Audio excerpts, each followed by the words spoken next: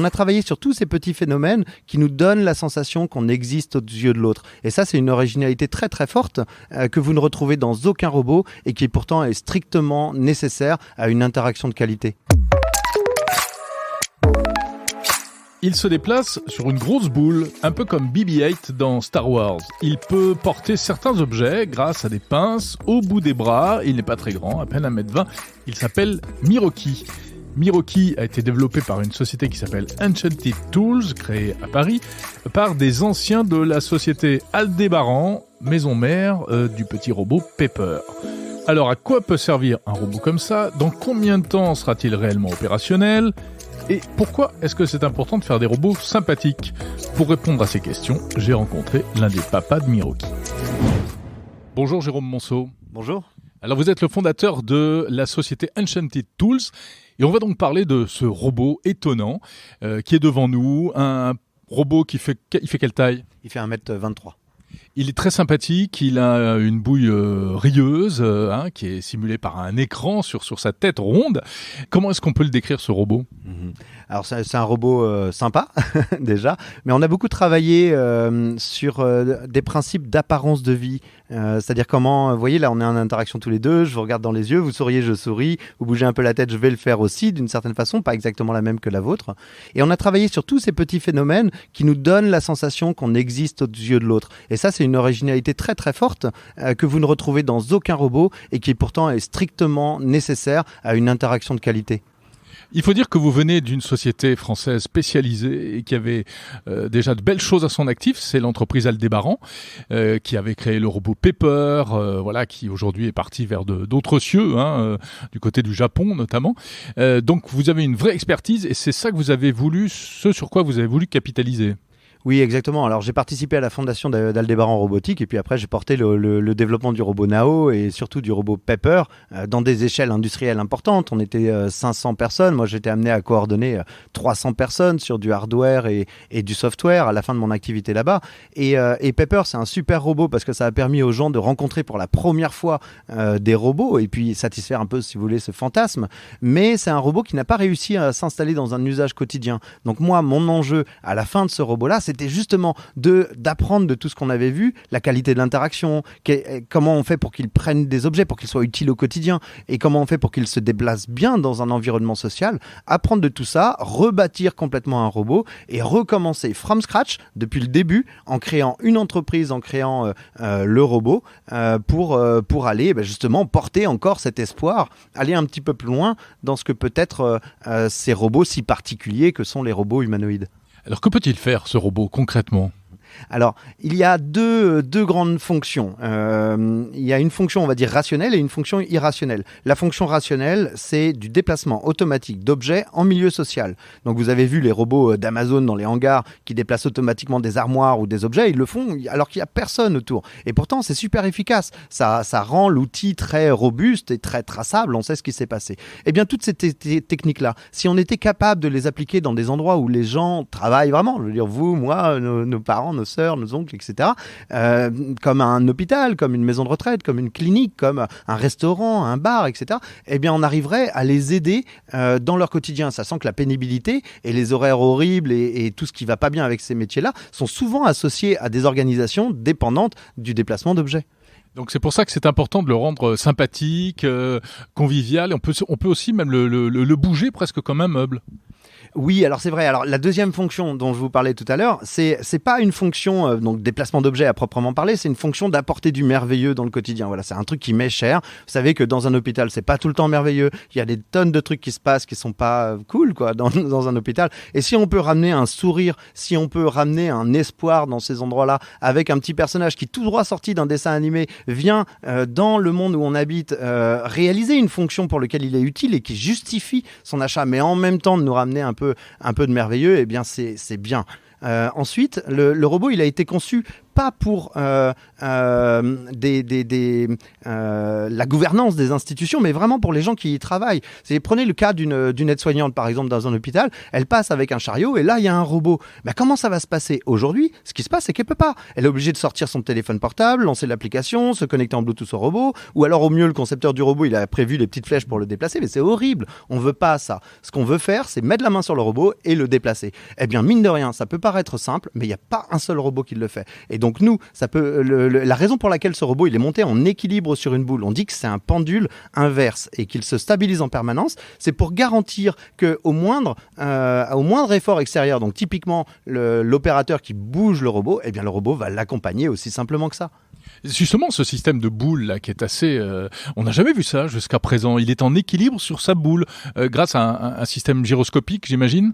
Oui, effectivement. Alors la boule, elle fait 26 cm de diamètre. Il y a 3 moteurs qui sont dessus avec des roues un peu spéciales qui permettent d'entraîner dans un sens et de laisser tourner la boule dans l'autre sens. Et on a un gyroscope, on a des accéléromètres et tout un tas d'équipements qui permettent de savoir, dès que la plateforme s'incline dans une direction ou une autre, comment on doit faire pour que la boule vienne s'équilibrer et garder la projection de centre de masse au-dessus du point de contact avec le sol. Alors ça donne quelque chose de très très fluide. Le robot est beau quand il se déplace, hein. Il s'incline légèrement, quand il bouge les mains en avant, bien son corps recule légèrement en arrière. Ça se fait très naturellement et c'est très stable. C'est très stable et très pratique. Alors bien sûr, si vous le poussez un peu, il va se déplacer. Si vous le poussez beaucoup, il risque de tomber. Et dans ce cas-là, il y a plusieurs mécanismes de protection. Le premier, c'est qu'il est capable de déployer un système de stabilisation passif. Donc à la base, on a des sortes de petits bras comme ça qui viennent se poser sur le sol et qui viennent ancrer le robot dans le sol.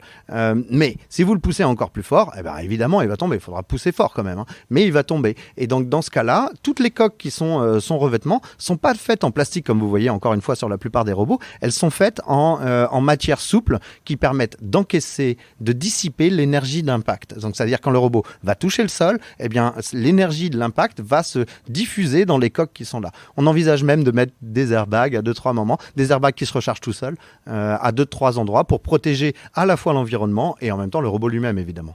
Alors c'est formidable parce que quand on voit un petit robot comme ça, on a plein de questions à vous poser sur le fonctionnement, sur les fonctions, etc. Alors par exemple, sur ce qu'il peut faire, vous avez dit à l'hôpital, il est plus agréable, plus souriant, etc. Mais ce qui peut se rendre utile également. Ah oui. Alors, pour le design de ce robot-là, on a choisi d'aborder le robot avec 3 simplifications radicales. La première simplification, c'est si j'ai besoin de le bouger, je le bouge. Alors, c'est complexe pour nous les ingénieurs, parce que du coup, il a fallu qu'on invente plein de trucs, ce pendule inverse, etc. Mais le résultat, c'est que c'est hyper simple. La deuxième simplification, c'est que le robot, il ne prend pas n'importe quel objet. Vous savez, à chaque fois qu'il y a des gens qui font des robots humanoïdes, ils vous vendent l'idée que le robot, il est capable de prendre n'importe quoi. Prendre votre café brûlant sur la table, prendre la bouteille d'eau qui est restée ouverte, prendre, je sais pas, le vase qui est pas vide, etc.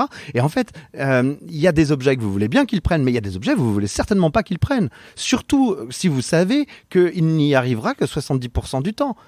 Donc, pour moi, la saisie d'objets quelconques est une surpromesse. C'est de la poudre aux yeux qu'on envoie aux gens. Donc nous, on a décidé, en simplification radicale, de ne prendre que des objets qui sont dédiés. C'est-à-dire, c'est une petite poignée.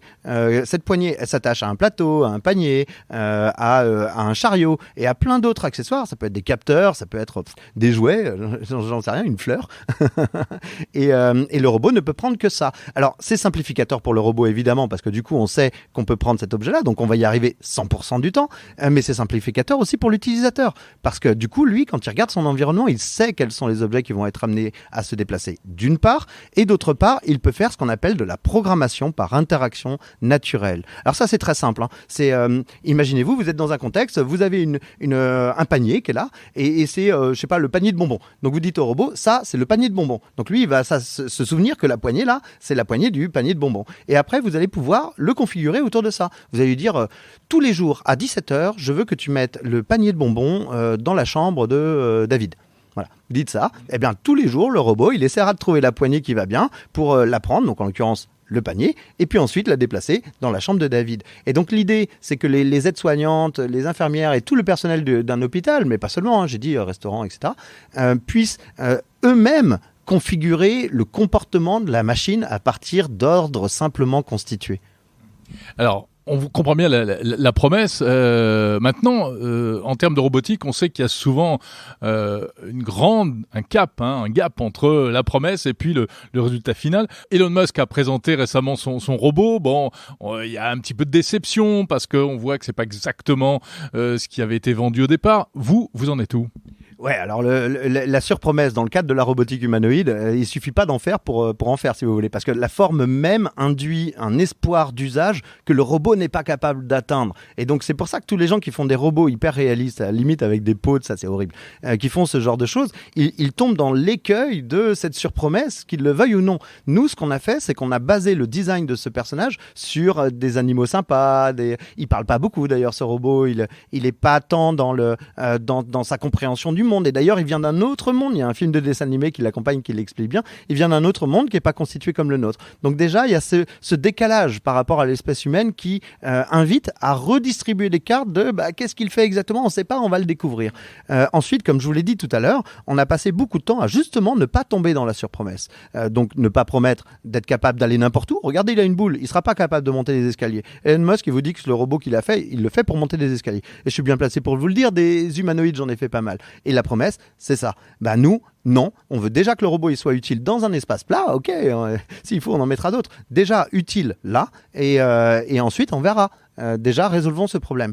Pareil pour les objets, je vous ai dit, il ne prend pas n'importe quel objet. Et puis de la même manière, je ne vous promets pas comme ChatGPT que ce robot il sera capable de parler de tout et n'importe quoi. Non, il sera capable de parler de poignées, il sera capable de parler de l'environnement et il sera capable de parler des gens. C'est à peu près, en fait, c'est tout ce qu'il peut faire et pas plus.